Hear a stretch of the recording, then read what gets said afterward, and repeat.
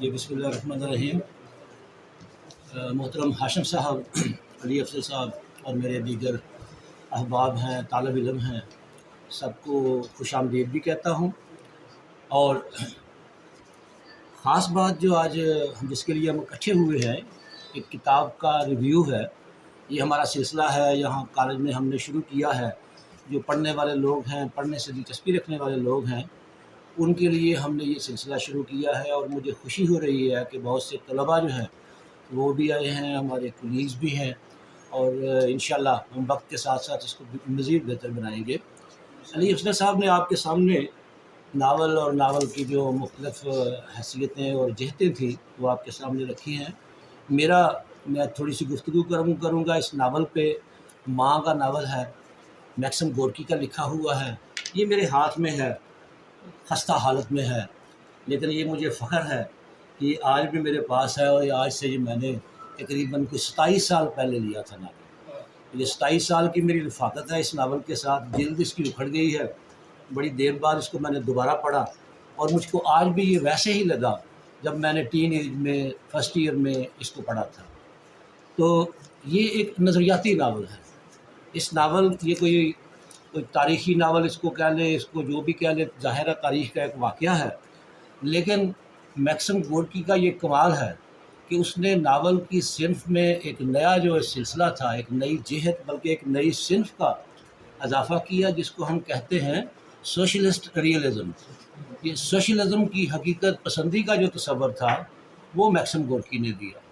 یہ ناول 1906-7 کے قریب لکھا گیا، اور یہ سب سے پہلے جو ہے پبلش ہوا امریکہ سے، اور وہاں سے بھی ایک رسالہ تھا، وہاں پہ یہ شائع ہوتا رہا۔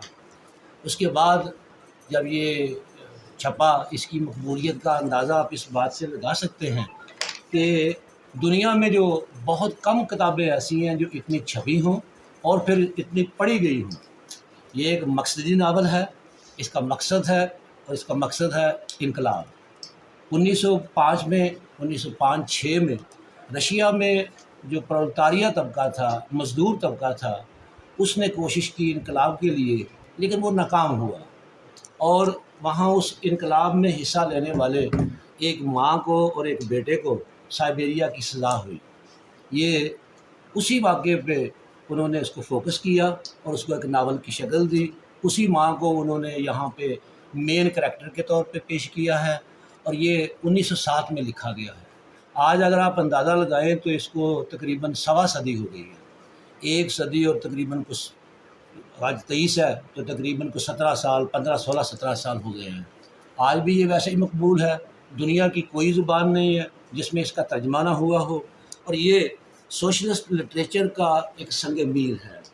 یہ ناول ایک حقیقی افسانے پر مشتمل ہے، اور وہ افسانہ میں آپ کو ایک حقیقت جو ہے وہ آپ کو بتا چکا ہوں کہ 1905 کے ناکام انقلاب کے بعد جن لوگوں کو اس انقلاب میں حصہ لینے کی پاداش میں سائبیریا کی سزا ہوئی، یہ اسی واقعے کو لے کر اس کو ایکسپینڈ کیا ہے اور اس ناول کی شکل انہوں نے دی ہے۔ گورکی کا ناول جو ہے وہ 2 حصوں پہ مشتمل ہے۔ پہلا جو اس کا حصہ ہے اس میں تقریباً 30 چیپٹر ہیں، 30 بابوں پر مشتمل ہے، اور دوسرا جو ہے وہ تقریباً 39 بابوں پر جو ہے وہ مشتمل ہے۔ اور یہ سب سے پہلے نیو یارک کے ایک میگزین ایپل ٹون میگ میں جو ہے وہ چھپا تھا، قسطوں میں چھپا تھا، اور آخر کار 1907 کے آخر اور 1908 کے آخر کی ابتدا میں یہ شائع ہوا۔ جرمن، اٹلی، ترکی، امریکہ، فرانس، سویڈن، ڈنمارک، اسپین اور دیگر بہت سے ممالک میں یہ چھپا، لیکن تب روس میں اس پہ پابندی تھی۔ روس میں اس میں پابندی تب اٹھائی گئی جب 1917 کا انقلاب برپا ہوا، اور اس کے بعد اس کو باقاعدہ سلیبس کا جو ہے وہ حصہ بنایا گیا۔ اس ناول میں جو رشیا کی ورکنگ کلاس تھی اس کے وسیع حالات ہیں۔ 1905 میں جو انقلاب آیا اور لوگوں نے بغیر کسی لیڈرشپ کے اور بغیر کسی پڑھے لکھے طبقہ ہونے کے اس انقلاب میں حصہ لیا، یہ ناول اس بات کی توضیح کرتا ہے کہ یہ لوگ جن کو کوئی کسی قسم کی ٹریننگ نہیں تھی، یہ انقلاب میں کیسے آئے، کیوں آئے، ان کی اپنی مجبوریاں تھیں۔ یہ ایک ایسا ہی سلسلہ ہے۔ یہ جو کتاب ہے اس کا اگر ہم شروع میں پہلا چیپٹر دیکھیں تو پہلے چیپٹر سے ہی ہمیں اس سماج کی ایک پورا نقشہ سامنے آتا ہے جو سماج گل سڑ چکا ہے۔ مزدور ہیں، فیکٹری میں جاتے ہیں، ان کے کپڑے جو ہیں وہ تارکول سے اور پسینے سے بھرے ہوتے ہیں، بدبودار قسم کی شخصیات ہیں، سارا دن گدھوں کی طرح کام کرتے ہیں۔ شام کو جب گھر لوٹتے ہیں تو پہلے شراب خانے جاتے ہیں، وہاں سے وودکا پیتے ہیں اور آپس میں لڑتے ہیں، ایک دوسرے کا سر پھاڑتے ہیں، ایک دوسرے کے کپڑے پھاڑتے ہیں اور گھروں کو لوٹ آتے ہیں۔ گھروں میں بھی وہ لڑکھڑاتے ہوئے آتے ہیں اور اپنی بیویوں پہ زد و کوب کرتے ہیں، تشدد کرتے ہیں۔ اس ناول کا جو ہیرو ہے وہ ماں ہے، اور وہ ماں جو ہے اس کے گھر سے یہ بات شروع ہوتی ہے کہ میخائیل اس کا خامند ہے، وہ فیکٹری سے دھت آتا ہے اور ماں کو مارتا ہے۔ یہ میں آپ کے سامنے ایک مختصر سا پلاٹ رکھنے لگا ہوں کہ آغاز یہاں سے ہوتا ہے کہ وہ میخائیل ولاسوف جو کہ اس میں کریکٹر جو ہے نیولینا ہے، وہ ماں کا کردار جو ادا کر رہی ہے، اس کا بیٹا جو ہے وہ پاویل ولاسوف ہے۔ یہ دونوں ماں بیٹا گھر ہوتے ہیں، باپ آتا ہے، باپ اس کی ماں کو یعنی اپنی بیوی کو تشدد کرتا ہے، بالوں سے گھسیٹتا ہے، ایک جگ پکڑتا ہے اور اس کے ماتھے پہ مارتا ہے، جو کہ اس کا بیٹا جو ہے وہ اس کو دیکھ کے برداشت نہیں کر سکتا اور وہ باپ کے سامنے جو ہے ایک ہتھوڑی لے کے سامنے آ جاتا ہے۔ باپ گو کے شرابی تھا لیکن سیانا تھا، وہ بھانپ گیا کہ اس کا بیٹا اب اس کے سامنے کھڑا ہو گیا ہے اور وہ گھر سے نکل جاتا ہے اور پھر گھر نہیں واپس آتا۔ کچھ دنوں بعد پتہ چلتا ہے کہ اس کی موت ہو گئی ہے، وہ مر جاتا ہے۔ اب ماں اور اس کا بیٹا دو لوگ رہ جاتے ہیں۔ بیٹا فیکٹری میں کام کرتا ہے اپنے باپ کی جگہ پہ، اور وہ اپنا طرز زندگی ویسا ہی بناتا ہے جیسا اس کا باپ ہوتا ہے۔ وہ بھی شراب پی کے آتا ہے، وہ بھی آ کے اپنی ماں پہ روب ڈالتا ہے، کھانا لاؤ، ٹھڈے مارتا ہے، گالیاں بکتا ہے، اور بعد میں پھر ماں اس کو سمجھاتی ہے کہ تو ایسے کیوں کرتا ہے، دیکھ میں نے زندگی ساری کیسے گزاری ہے تیرے باپ کے ساتھ، اگر تو بھی ایسا کرے گا تو میرا والی وارث کون ہوگا، میرا خرچہ کون برداشت کرے گا۔ لیکن وہ اس بات کو نہیں سمجھتا۔ پھر وہ سلسلہ شروع رہتا ہے۔ چند دنوں کے بعد ایک تبدیلی آتی ہے۔ پاویل ولاسوف جو ہے، ماں کا بیٹا جو ہے، وہ شراب پینا چھوڑ دیتا ہے، وہ سنجیدہ ہو جاتا ہے، وہ کچھ سوچتا رہتا ہے۔ دراصل کارخانے میں اس کو کچھ لوگ ملتے ہیں جو مزدوروں کی تنظیم سے وابستہ ہوتے ہیں، اور وہ کسی بڑے کاز کے لیے، کسی انقلاب کے لیے یا کسی تبدیلی کے لیے کوشاں ہوتے ہیں۔ وہ ان کے ساتھ ملتا ہے، اور وقت کے ساتھ ساتھ ایسا ہوتا ہے کہ وہ پاویل جو ہے اب شراب پی کے نہیں آتا بلکہ وہ کتابیں لے کے آتا ہے، مختلف لٹریچر کی کتابیں اس کے زیر مطالعہ ہوتی ہیں، وہ کتابیں پڑھتا ہے۔ پھر شام کو ان کے گھر کوئی نہ کوئی اجنبی آتا ہے، وہ آپس میں ڈسکشن کرتے ہیں، آپس میں گفتگو کرتے ہیں، مزدوروں کے مسائل پیش کرتے ہیں۔ ماں جو ہے وہ سنتی رہتی ہے، ماں ڈری ہوئی ہے۔ ماں بچپن سے لے کر اب تک، بوڑھے ہونے تک، اس نے کوئی ایک دن ایسا نہیں گزارا جو آرام سے گزارا ہو، جو خوشی سے گزارا ہو، جو تشدد کے بغیر گزرا ہو۔ حالانکہ وہ اپنے خاوند کو بڑا اچھا کھانا بنا کے دیتی تھی، اس کی خدمت کرتی تھی، اس کی خوشامد تک کرتی تھی کہ کہیں یہ مجھ سے ناراض نہ ہو، یہ مجھے وہ اہمیت دے جو کسی ایک عورت کی ہوتی ہے۔ لیکن اس کی قسمت ایسی نہیں تھی۔ اور یہ بات نہیں ہے کہ صرف پاویل کی ماں ہی ایسی تھی، وہاں کی ہر ماں ہی ایسی تھی۔ ہر عورت، ہر شادی شدہ عورت جو ہے وہ اپنے خاوند کے تشدد کو برداشت کرتی تھی۔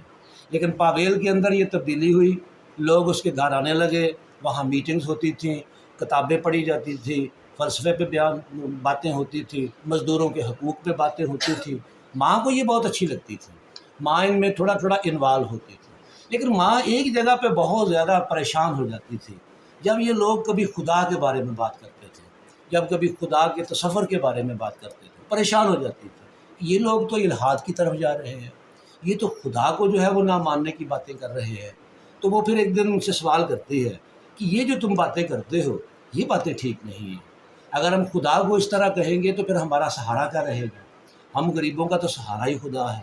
تو پھر جو پاویل ہے اس کو سمجھاتا ہے، کہتا ہے اماں جی ہم اس خدا کی بات نہیں کرتے جو رحیم ہے، جو غفور ہے، جو اس کائنات کا خالق و مالک ہے، بلکہ ہم تو اس خدا کی بات کر رہے ہیں جس پہ پادریوں نے قبضہ کر رکھا ہے، ان کو اپنے شکنجے میں جکڑا ہوا ہے۔ ہم اس خدا کو پادریوں کے شکنجے سے آزاد کروائیں گے اور پھر اس کی حمد گائیں گے اور ہم اس کے ترانے گائیں گے۔ تو ماں جو ہے مطمئن ہوتی ہے، اس کے دل کو تسلی ہوتی ہے کہ میرا بیٹا کسی ایسے نظریے کی طرف نہیں ہے جو مذہب کو جھٹلانے کی بات کرتا ہو، بلکہ میرا بیٹا تو ایسی بات کر رہا ہے جو پسے ہوئے طبقے کو، مزدوروں کو، جس کو وہ اپنی زبان میں پلوتاریہ کہتے ہیں، مزدور طبقہ، اس کو بہتری کی طرف، ان کی معیار زندگی کو بہتر بنانے کی طرف جو ہے وہ چل رہے ہیں۔ تو یہ سلسلہ جو ہے وہ شروع ہوتا ہے، آہستہ آہستہ وہ لوگ مزدوروں کو آگاہی دیتے ہیں، پمفلٹ تقسیم کرتے ہیں۔ ظاہر ہے جب اس طرح کی سرگرمی ہوتی ہے تو حکومت اور خفیہ ادارے جو ہوتے ہیں وہ بھی حرکت میں آ جاتے ہیں، اور اس بنیاد پر پھر آخر کار ایک دن ایسا ہوتا ہے کہ 1 مئی کے موقع پر یہ اپنا نکالتے ہیں، جلوس نکالتے ہیں، اور سرکاری جو نمائندے ہوتے ہیں، پولیس اور فورسز، ان کو گرفتار کر لیتی ہے۔ پاویل گرفتار ہو جاتا ہے، ماں کا بیٹا جو ہے وہ گرفتار ہو جاتا ہے، ماں اکیلی رہ جاتی ہے، بڑی پریشان ہوتی ہے۔ ماں اس حوالے سے پریشان ہے کہ یہ جو ہے یہ جیلوں میں مارے جاتے ہیں، ساری ساری عمر قید رہتے ہیں، میرا ایک بیٹا ہے، اس کا کیا بنے گا؟ لیکن بیٹا جو اس کا ہے وہ بہت کمیٹڈ قسم کا کامریڈ ہے، وہ اپنے نظریے سے بالکل کلیئر ہے۔ وہ یہاں تک کہ اس کے ساتھ اس میں ایک کردار ہے، ساشا کا کردار ہے، اس سے محبت کرتی ہے، لیکن وہ اس اپنی محبت کو بھی کہتا ہے کہ میرے مقصد کی راہ میں یہ محبت جو ہے وہ کسی اہمیت نہیں رکھتی۔ اور سارے ناول میں وہ اپنی اس محبت کے حوالے سے، کوئی ہوتی ہے نا جو ہیرو جو ہے وہ منظر نگاری ہو رہی ہے اور محبت کے جو عہد و پیمان ہو رہے ہیں، ان کا نام و نشان بھی نہیں ہے۔ وہ بھی ان کے ساتھ مزدوروں کی تحریک میں ایک ایکٹیو کردار ادا کرتی ہے، اور وہ بھی اپنے مقاصد کے لیے اپنے سلسلے میں جو ہے وہ چلتا رہتے ہیں۔ خیر، پاویل جو ہے وہ گرفتار ہو جاتا ہے، اور الزام یہ ہوتا ہے کہ یہ لوگوں کو بھڑکاتے ہیں، اور ان کو یہ پمفلٹ جو ہے وہ تقسیم کرتے ہیں، جن میں حکومت زار روس، زار جو ہے یہ ایک خاندان تھا بادشاہوں کا جو روس پہ جو ہے وہ وہاں پہ قابض تھا، اور یہ اشرافیہ تھی۔ اس کو بورژوا کہتے ہیں۔ بورژوا وہ کلاس ہے جو کہ اشرافیہ جس کو ہم کہتے ہیں، جو کھاتے پیتے ہیں، جن میں بڑے بڑے ذمہ دار ہوتے ہیں، جن میں سرمایہ دار ہوتے ہیں، اور ان کے دیگر حواری ہوتے ہیں، جن کے پاس دنیا کی ہر آسائش ہوتی ہے، زندگی۔ جی ہاں جی، یہ ایک طبقہ ہے جو کہ مراد یافتہ ہوتا ہے، اس کو بورژوا کہتے ہیں، اور ایک طبقہ ہے جو مزدور ہوتا ہے اور تمام آسائشوں سے محروم ہوتا ہے، اس کو پرولتاریہ کہتے ہیں۔ تو یہ پرولتاریہ کے لیے کوشش اور جد و جہد میں جب یہ اندر جاتا ہے تو پھر پمفلٹ تقسیم کرنے کی جو باری ہے وہ کس کی ہاں آتی ہے؟ وہ بڑا مشکل کام تھا۔ وہ مشکل کام ماں اپنے سپرد لیتی ہے۔ ماں کہتی ہے کہ فیکٹری میں جا کر میں پرچے تقسیم کر، یہ بہت بڑا رسک تھا، اور ایک ایسی عورت اس میں یہ قدم اٹھا رہی ہے جو پڑھی لکھی نہیں ہے، جس نے ساری عمر تشدد، خوف اور ڈر کے سائے میں گزارا ہے، جس نے کوئی ترقی پسند یا کوئی انقلابی تحریک جو ہے کبھی جوائن نہیں کی، کبھی اپنے خامند، کبھی اپنے بیٹے کے سے اس طرح کی بات جو ہے وہ نہیں سنی۔ لیکن بہرحال وہ ایک خانچہ، وہ ڈبل روٹیاں جو یا کھانا دینے کے لیے مزدوروں کے لیے وہاں پہ کام کرنے جاتی تھی عورت، اس کے ساتھ جو ہے وہ ملتی ہے اور پمفلٹ وہاں پہ لے کے جاتی ہے، پمفلٹ تقسیم کرتی ہے۔ اچھا، پمفلٹ تقسیم کرنے کے حوالے سے اس کی سوچ یہ تھی کہ پاویل جو ہے وہ ہو گیا گرفتار، اگر اب پمفلٹ تقسیم نہ ہوئے تو سارا الزام کس پہ آئے گا؟ پاویل پہ، کہ وہ پکڑا گیا ہے، اب پمفلٹ تقسیم نہیں ہو رہے۔ تو ماں نے اسی جذبے کے تحت اتنا رسک لیا اور وہاں پہ پمفلٹ تقسیم کیے، اور ایک انقلابی جو جد و جہد تھی اس کو رکنے نہیں دیا، اس کی کنٹینیوٹی رہی۔ خیر، اس کے بعد پھر یہ سلسلہ جاری رہتا ہے، اور بھی ان کے جو ساتھی ہیں، دوست ہیں، جو ترقی پسند سوچ رکھنے والے تھے، جو مزدوروں کے ساتھ جد و جہد کرنے والے تھے، ان ساروں کو بھی وہاں پہ دکھایا گیا ہے۔ لیکن بنیادی طور پہ ماں کا کردار ہے جو میکسم گورکی جو ہے لمحہ بلمحہ اس کو ڈیولپ کرتے ہیں۔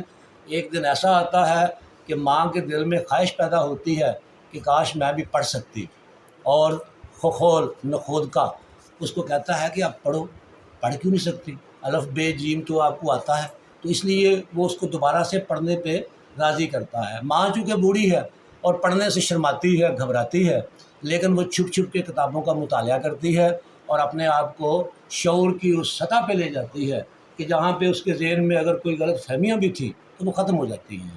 یہ سلسلہ پھر آگے بڑھتا ہے، آگے بڑھتے بڑھتے آخر کار ایک ایسا وقت آتا ہے کہ یہ جلوس نکالتے ہیں، اور جلوس نکال کے پہلی دفعہ پاویل ولاسوف مزدوروں کا سرخ پرچم ہوا میں لہراتا ہے، جو کہ رشیا میں جس کا تصور بھی نہیں کیا جا سکتا تھا، اور اسی کی پاداش میں اس کو پھر گرفتار کر لیا جاتا ہے، اور گرفتار کرنے کے بعد اس پہ مقدمہ چلتا ہے۔ مقدمے گرفتار ہونے کے دوران اور مقدمہ چلنے کے دوران بیچ میں ماں جو ہے کسانوں کے اندر چلی جاتی ہے، دیہات میں جاتی ہے، اور وہاں پہ مزدوروں اور کسانوں کے اس انقلاب کی آگاہی دیتی ہے۔ وہاں پہ ایک وہ اپنا پرچہ نکالتے ہیں، نیوز پیپر نکالتے ہیں، جو کسانوں کے حوالے سے بات ہوتی ہے۔ یعنی اس ناول میں ایک جو خاص بات پیش کی گئی ہے جو عام طور پہ ہمارے انقلابی لوگ جو ہیں اس کو فراموش کر دیتے ہیں، کہ وہ شہر میں اربن ایریا میں مزدوروں کی تربیت اور ان کے شعور اور ان کی جد و جہد کو تو توجہ دیتے ہیں، لیکن دیہات میں جو کسان ہے اس کو نہیں دیتے، کیونکہ کسان بھی ایک مزدور کی ایک شکل ہے۔ یہ حقیقت ہے کہ سرمایہ دار، یہ جو کارخانے اور فیکٹریوں میں جانے والا مزدور ہے، وہ زیادہ ایجوکیٹ بھی ہوتا ہے، شہر میں بھی ہوتا ہے، اور انقلاب کا ہراول دستہ بھی وہی ہوتا ہے۔ لیکن ہم خاص طور پہ پاکستان جیسے ملک میں جہاں پہ زراعت جو ہے وہ 70% کے قریب لوگ زراعت یا زراعت سے وابستہ ہیں، ان لوگوں کو نظر انداز کر دینا اور یہ سوچنا کہ انقلاب آ جائے گا، یہ میرے خیال میں ممکن نہیں لگتا۔ تو ان کو بھی ساتھ، تو یہ سارا دور ماں جو ہے وہ کسانوں کے ساتھ گزارتی ہے۔ پھر مقدمہ چلتا ہے، مقدمے میں جج ویسے ہی ہوتے ہیں جیسے آپ اپنے معاشرے میں دیکھتے ہیں، لکھے ہوئے فیصلے آتے ہیں اور ان لکھے ہوئے فیصلوں کو وہ سنا دیتے ہیں۔ جسٹس تو ہوتا نہیں ہے، طبقاتی معاشرے میں جسٹس نہیں ہو سکتا۔ جہاں طبقات ہوتے ہیں، اونچ نیچ ہوتی ہے، کسی کے لیے کوئی قانون، کسی کے لیے کوئی قانون، کوئی بنگلوں میں اور کوٹھیوں میں رہتا ہے اور کسی کے پاس چھت نہیں ہے، کوئی ایچیسن کالج میں پڑھتا ہے اور کوئی ٹاٹ والے کالج میں بھی نہیں پڑھ سکتا، وہ مزدوری کرتا ہے، وہ ورکشاپوں میں جو ہے وہ کام کرتا ہے، وہ مانگتا ہے، وہ اخبار بیچتا ہے، وہ بوٹ پالش کرتا ہے۔ بچے وہ جو تعلیم حاصل کرنا چاہتے ہیں وہ نہیں کر سکتے۔ اس طبقے کے لیے یہ چیزیں جو ہوتی ہیں یہ نہیں ہوتی، یا ہوتی بھی ہیں تو صدقے خیرات کی طرح بچی کھچی چیزیں جو ہوتی ہیں وہ ان کو دی جاتی ہیں۔ تو یہ سلسلہ جو ہے جب مقدمہ چلتا ہے تو پاویل ولاسوف وہاں پہ 2-3 اسپیچز کرتا ہے، تقریریں کرتا ہے۔ وہ تقریریں بڑی کمال کی ہیں۔ ان تقاریر میں اس نے بتایا ہے کہ کس طرح نجی ملکیت ایک بہت بڑی لعنت ہے، اور اسی نجی ملکیت کے بلبوتے پر یہ ذمہ دار بھی اور سرمایہ دار بھی مزدوروں کا خون نچوڑتے ہیں، ان سے کام لیتے ہیں، اور ان کو ان کی بنیادی ضروریات بھی جو ہے وہ پوری نہیں کرتے۔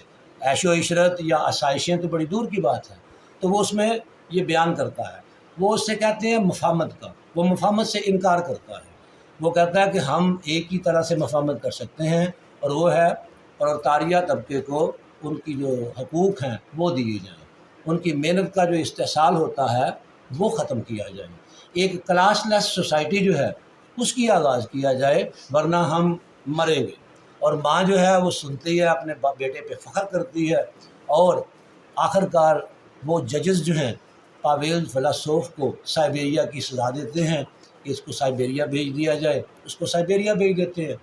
وہ ماں ابھی بھی نہیں رکتی، ماں اپنے بیٹے کی وہ تقریریں ان کو شائع کرواتی ہے، پرنٹ کروانے کے بعد پمفلٹ بناتی ہے، اور اپنے پیلے بیگ میں رکھ کر لوگوں میں شہر میں بانٹتی ہے، اور اسٹیشن پہ پہنچتی ہے، اور اسٹیشن پہ خفیہ جماعت کے کچھ لوگ، فورسز کے لوگ اس کو دیکھتے ہیں، اس کو پکڑنے کی کوشش کرتے ہیں، اس کو مارتے ہیں، اس کے سر پہ ڈنڈے مارتے ہیں، لیکن جو ماں ہے وہ اپنے بیٹے کی تقریر کے جو پمفلٹ ہوتے ہیں وہ لوگوں میں تقسیم کر رہی ہوتی ہے، بلکہ ہوا میں اچھال رہی ہوتی ہے، اور اس کے منہ پہ یہ الفاظ ہوتے ہیں کہ ظلم و ستم کا ساگر جو ہے، سمندر جو ہے، وہ بھی صداقت کو ڈبو نہیں سکتا، صداقت کا ایک قطرہ جو ہے اس کو بھی نہیں ڈبو سکتا۔